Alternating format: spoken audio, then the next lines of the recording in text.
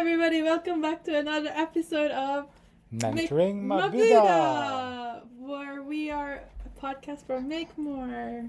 Yay! I need to make my introduction better.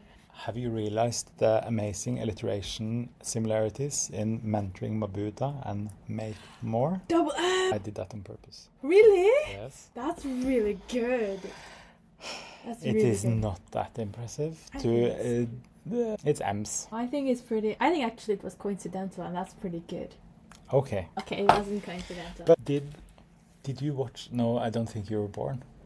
There was this commercial when I was younger for the M candy. M&M? No. No. The M candies. Yeah, maybe I'm misremembering it, but it was like this movie. It's a lot like the M&Ms. I think maybe I'm misremembering, but there was a really cool commercial where all the M's were gone. So it was like an olden time black and white movie, and they were talking about, look, the Un is up. No, the Un. there's no M. So Then the cinema experience weren't that good, Yeah. since you didn't have the M, which was the name of the candy. Oh, that's actually pretty interesting. That's a pretty good, like, if you take away all the M's. Yes, it was really cool. Oh. I remember it was in black and white and like a werewolf something. Look, it's midnight and the Un is up. Kind of funny though. Yeah. But I'm guessing you haven't seen those commercials, and at least not this week. No, at least not this week. What have you been doing this week? Okay, so this week I've been doing a bunch of other things. So I've worked a lot more with audience targeting this week because we have some campaigns we want to set up to highlight Kurs and Konferanse. So we worked on audience targeting and segmentation and how to technically set that up in Meta.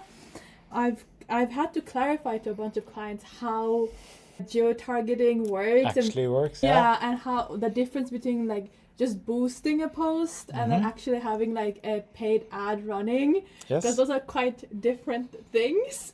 Luckily, they all understand this very well, right?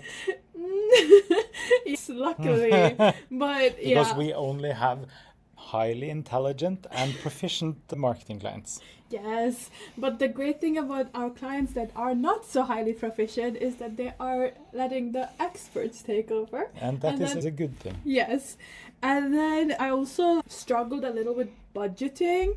I didn't realize just how big of an impact budget has on a campaign, because you know how organically the budget doesn't impact it as much. If the content is good, that's basically what carries it. But I realized that in paid campaigns, no matter how good your visuals are, if your budget isn't up to par, you're not going to be actually getting the traction you think you should be getting. So that was also something interesting. And I kind of want to delve deeper this week on this episode about how audience targeting and segmentation works, especially in paid campaigns, the difference between normal posting on social media, and also how budgeting impacts this as well. Yeah, and I was hoping also to ask you a bit about budget containment or budget limitations. Like one of the clients I'm working with right now, this month is very important to stay exactly on budget. Okay. And on Google Ads, they can overspend quite a bit. Okay. But I need to keep it Tight. not necessarily even tight, but on budget. Okay. So I don't know that. We're going to learn. yes, I'm looking forward to. I'm basically just adjusting now when I have just a couple of days left of the month also. I'm multiple times a day. I'm just watching to keep it in line with the budget Is we're that having. how it works? Because I was actually wondering as well, because I had a campaign or like a client, they're really underspending, even though I set the budget high. Yeah, but then you can actually build out the campaign to increase spend. I could put like a spend cap on this, Yeah. but I want to maximize the impact our budget is having every day to maximize the revenue we actually manage to create the last days of this month. Yeah. So I'm trying to maximize impact. Yeah. And also getting as much revenue as possible for the clients. Because as far as I understand, if you cap budget, Mm-hmm. that basically means that like at one point your advertisement just stops showing It just stops. regardless of whether you have more people searching or you're eligible for more placements. So basically what I'm trying to take into consideration then multiple times a day is, can I get more revenue from budget today, or should I not increase this and make sure that I get that revenue tomorrow? So I have to, do I think I can get more return on ad spend the rest of this day or tomorrow? What's the logical process to think about that? No. What do you consider when you're... Well, of course, look at historical data. Okay. And you can look at, like I've set up some custom properties on this client where I get POAS, like profit on ad spend, and also expected revenue. Yeah. And then we just make a lot of educated guesses. Okay, so these customizations that you've set up, they're not in Google Ads though, right? Or Meta or any of our ad accounts. Yes, they are. Okay. We have added a lot of custom data into this campaign, so I know the product cost, I know the shipping cost, I know everything, so I can see the actual profit per product. Yeah. I can maximize either on revenue or I can maximize on profit. So what I'm understanding is, I knew that you can create custom metrics on Google. I just didn't know yet how widespread or how like comprehensive that is. No, but that is very interesting. I think it is challenging. It is challenging. It's fun. Yeah. Okay. So that's that. I don't know what else to ask about that because I don't really know enough to ask questions in regards to these custom metrics. It's the same with everything else. Shit in, shit out. And then educated guesses in between. Yes.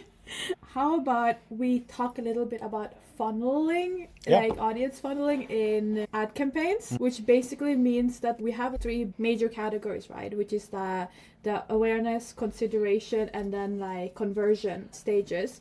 And I just wanted to talk about, okay, I think I'll explain a little bit about what like step 1, step 2, step 3 is, which is that in awareness, you just are trying to get brand awareness in a way. So your advertisements at that time are like more like, this is who we are, this is what our brand offers and what our brand is. And when you're targeting people, you don't really have to like target like behaviors or interests or like really customize language. But you don't really need to customize very much. You can just location target essentially, right? Based on where you want. There's also like local targeting and then global targeting. And side note, when you're trying to target globally, there's a lot more like verifications you have to do for India, for Singapore, because they have different requirements. So that's an interesting fun side fact in audience targeting, global targeting. But yeah, so that's basically awareness stage 1, where you're just like reaching a really broad audience. And then in stage 2, consideration, where you're kind of building off of stage 1, right? Yep. And I was wondering, for example, if you don't set up a stage 1 campaign, if you don't set... Okay, let's entertain that because thought. We have clients that come in and are just like, they don't have anything set up, right? And they'll be like, we want a campaign that gets us bookings for courses or gets us bookings. But that's like saying, okay, I go on Tinder. Yeah. And I propose each time. Yeah. Pose each time. Propose. Oh, propose. So if you don't have step 1, it's like you go straight to proposal. Exactly. That's kind of what I was facing, and I was like, you want conversions, but we don't have anything set up. And the efficiency of your conversion campaigns increase so much when you have a couple of steps in between. So, for example, a really great way of building awareness is to have a video ad out or YouTube ad out. So people are like really seeing that. Yeah. And then they're like, they know who you are. And then like in step 2, in your audience targeting, you can actually like specify retarget the people that have seen or engaged in some way with our videos, our content, our pages to some degree, Absolutely. right? And then for stage 3, and usually the visuals that goes with stage 2 is like learn more, like you can Yes. learn more. This is kind of what we're doing, carousels and stuff. And that's not the stage where like we do bookings, which is stage 3, where then we're like, oh, we have offers, we have 15% off, we book within this date and then you'll get something, giveaways or whatever. That's stage 3, that's the conversion part. And my question here was that, like, if a client wants conversions in a very short period of time without really building out anything, what do I tell them, or how do I approach it? So imagine being like a dating coach. Or not. Yes, okay, I'm a dating coach. So you have this guy coming in and saying that, yeah, I really want to get married. Yeah. Your job then is not to say, oh, if you just say exactly this, then somebody will marry you. But you have to say, maybe you should get out there. Yeah. Maybe you should let people wash. know. Maybe you should wash yourself. Hygiene is important in every aspect of life. Yeah. Data hygiene, to have good clean lists. Yeah. I think about it like you have the step 1, engagement audiences, Yeah. initial discovery. That's when you want to move people from never heard about you Yeah. at all Yeah. to maybe watch a video, visit your website, engage with social content, click on ads, whatever. And then step 2 plus, you have deeper funnel audiences, like with meaningful engagement. So you have like add to cart or initiate checkout or download resources, multiple page visits, pricing page views, and then you can get to the conversion, purchase, sign up, whatever. And then you have customer retention, upsell on step 5. Yeah. But in addition to that, you can put on layers on this. Okay. So when you have your different audiences, so you have target audiences for step 1, step 2, step 3, then you have layers on this. So you can have a geographical layer, you can have a language layer, you can have an interest layer, a custom audience layer that takes into consideration brand interaction, website visits, and then you can have a lookalike layer. Yeah. So both of these can be combined, and then you can have the different layers in the different stages. Yeah. And then you get kind of stacked targeting with a lot of higher efficiency. And you can have better relevance and much higher conversion rates. And then maximizing the budget you have. Yeah. So campaign not spending the full budget. Okay, let's check the campaign status. Yeah. Is it limited by budget? Is it limited by learning limited? Yeah. Limited by bidding strategy?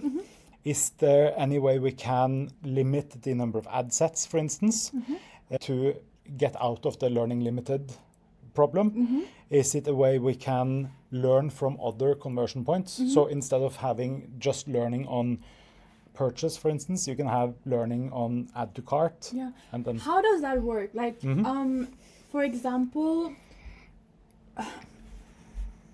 as far as I know right now, right, one of the most seamless way of setting up a funnel is you have like stage 1, you have a broad audience, and based on people that have interacted with that campaign, you can set up stage 2 from there, and then like keep narrowing it down, right? Yes. But I was also wondering, as you mentioned, you can base it on conversion behaviors, or has people clicked on initiate checkout, because then you can also target them for purchase. Like, how would you set that up? So it's just about not limiting yourself to just 1 or 2 exclusion criteria. Yeah, you can make an ad set with inclusion or exclusion criteria. Yes. You can make multiple of those. You can make multiple of the ad sets with different inclusion criteria. Yeah. So it can have, to get to this target audience, you have to have done this thing and this thing. Okay, so I was wondering, in a campaign there are multiple ad sets, right? So is it then advisable to, in one campaign, to have ad sets that target similar audiences or different audiences? Because there's like audience fragmentation as well, right? Yep. And then like budget fragmentation and all that. That's something I was worried about Yeah, as yeah. well. Because I was like, how do I make sure that my ad set or my ads aren't competing against each other, and they're not like basically getting diluted? You have to make sure that you don't dilute it too much, and to make sure that you don't cannibalize other ad sets. But then you can use ad set exclusions. So if you are in one ad set, Yeah. you can set up criteria that exclude those from another ad set. Okay. You can also, because if you have too many ad sets, Yeah. then your budget becomes very fragmented. Yeah. Unless you have a huge budget. Benchmark for a huge budget, by the way. The best. Like, what's the benchmark for a big budget, or like, what's the average you would? That's like asking how big is a sausage? No, because You can have small sausages and you can have big sausages. no, because by my understanding, you should have about 3 to 6 ads in one ad set. Otherwise, it becomes too many. Unless like you have a huge budget to compensate for how many ads you have in one ad set, right? But then I was like wondering, okay, if I have say 6 ads in this ad set, is 150 kroner a day considered like an appropriate amount to feed it? That sounds very small. Really? Yeah, I think so. Damn, I thought it was so much. I was like, oh wow, that's a lot of money. But that's honestly that's a very common thing for fresh people. Yeah. Because you think about the budget compared to your own wallet. Sorry, I'm poor. Yeah, I used to do that myself. Yeah. You just have to not think about that Yeah, at all, okay. because I'm not certain. I'm not 100% certain about your salary, but I think it's not like I'm rich, it's just so not you know. 30-40 million a year. No. But these companies that we talk to, Yeah. their full budgets Yeah. are like multiple millions. Yeah, that's true. If we do our jobs correctly, Yeah. the money they spend, they get They- back. so much more. You can see, I don't want to say most of the campaigns we do, but more than some, less than all, have like a 4 to 11 return on ad spend. Yeah, times, by Yeah. the way, guys. That's So if you think that spending 200 kroners per day, yeah. imagine with a 5 return on ad spend, every kroner you don't spend, they lose Like 5. 5 kroner for okay, yeah. Oh, if okay, got So it. you have to be prepared to talk to the client and say, yeah, I could have earned you 100,000 kroner, but I felt it was a bit too much. Lost opportunity cost revenue, guys. Yeah. Also, side question. Also, side Side question. You know, if a campaign I'm No, not sorry. distracted. I'm on the side quest. If an ad set says learning limited, it doesn't really specify what reason it is. Like the audience is broad, but maybe as you said, my budget is lower than I thought it was. So I should just consider possibilities and then just adjust it until the learning limited goes away. Yeah, learning limited. Remember that most campaign times you need 50 conversions per week to get out of it. Okay. So that's why if you, for instance, you optimize towards purchase and you have 20 purchases a week, you're never getting out of learning. Okay. So that's why I say maybe product view or add to cart, whatever, gives you at least 50. Yeah. And then you can go from there. Okay. That's a really good point. I should change the goal. I should really start working on this. I should really go and change that. But I had one more question because we were talking about audience targeting, and I read this piece of information about Meta's new audience targeting rules that are going to be put into effect from the 15th of January next year. And basically what it said is that Meta is going to get rid of all these audience specifications like interest and demographic, and they're kind of going to make everything into one. My English. They're going to combine the audience targeting to a point where it's like we're kind of forced to use AI targeting instead, so that like we can focus on getting broader audiences. AI kind of does the work. The main reason there, I think, is that Zuck, he needed a new boat or something. Yeah. He wanted some more money. Oh. Uh, Another cruise for the rich. No, so the ads manager, I think, Yeah, the critical deadline, January 15th, Yeah. 2026. 2026. All existing campaigns using deprecated targeting will just Yeah. stop. Yeah, exactly. And this is basically the Advantage Plus detailed Yeah, exactly. targeting. Yes. So you get broader audiences. You want to control that? Yeah, you can. Good one. You wish. No, no. Yeah. So I think going through the campaigns, like just figuring out what it will mean, start testing out some campaigns with Audience Advantage Plus. Yeah, yeah. Okay. I am still not sure how much I dislike this. Oh, Know wait. that I dislike it. Yeah, no, because I am on the fence here, because if AI's algorithms are good, then it will be one less step for us to think about. But I also feel like we are not able to really specify who we want, where we want them, and when we want them. And I don't get an insight at all into like, No. what are we doing? Same as Google's Performance Max campaigns. Yes, I was just thinking that. They are more and more turning into like black boxes of unknowable information. Yeah, because like a client of mine asked me about retargeting in Google Ads, and I was like, okay, wait, we have search campaigns on and we have Performance Max on. Yep. I know retargeting is kind of built into Performance Max, but I don't have a clue how to what to check, or how do I tell them how is our remarketing doing? Yeah, you can do that on setting up different customer insight groups, and then you can use guided targeting there inside it. I can show you after. Okay, that would be really great, because I had no idea. I was like, I know we are remarketing, but I don't know where to look. I don't know. But yeah, that was today's topic, essentially. Yeah, I think we learned something. And if you want to have the charts on how I think about the funnel and layering, it will be possible to download somewhere around here. Yes. Have a good day. Have a good day. Have a good day.